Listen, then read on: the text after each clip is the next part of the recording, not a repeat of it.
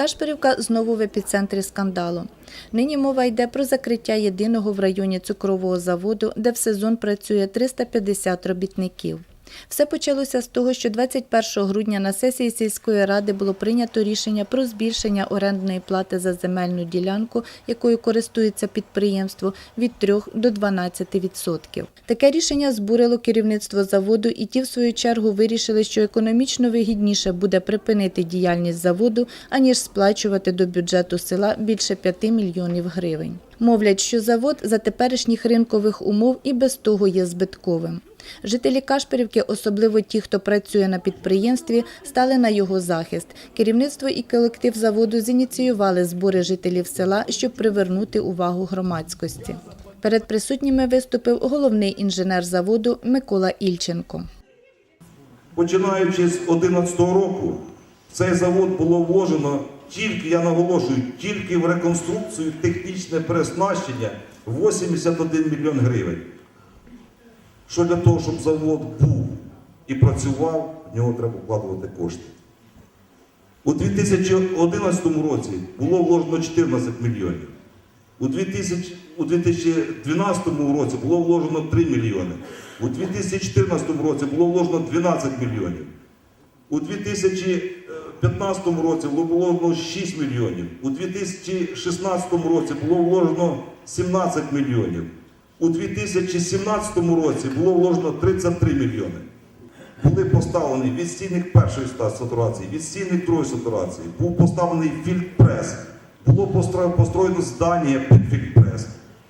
У 2014 році практично було замінено весь насосний парк, тому що поставлені частотні перетворювачі.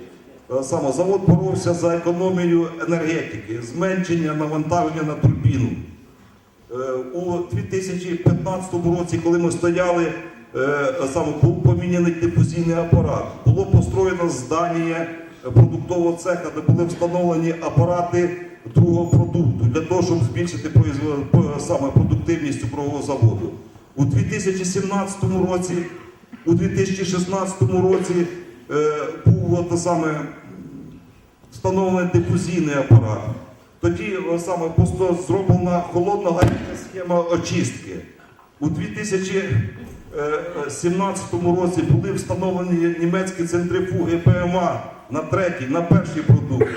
Ці центрифуги нам дозволили випускати цукор достойної якості, 2-3 категорії, і ми зараз можемо цей цукор навіть експортувати. Також у 2017 році була змінена теплова схема, був установлений доповнительний випарний апарат, який дозволив нам економити топливо. До 2000 року на території України було 192 цукрові заводи. Залишилося близько 50.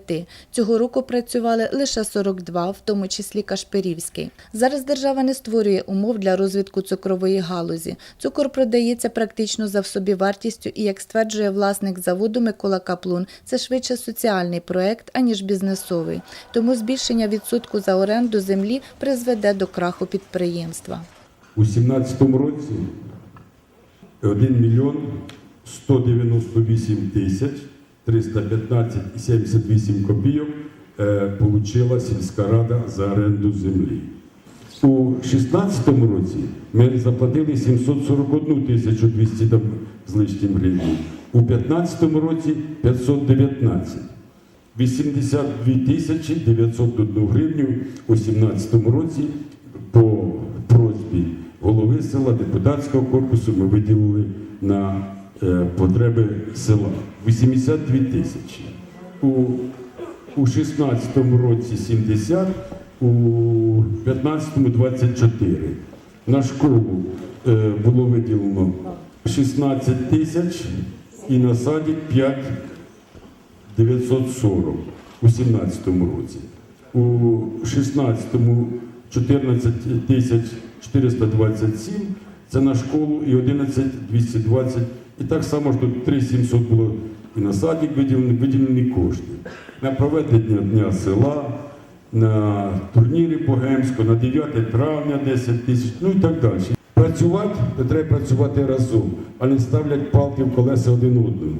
Тому що завод, я ще хотів раз повторити, це містоутворююче підприємство. Якщо не буде заводу, буде Денихівка номер 2.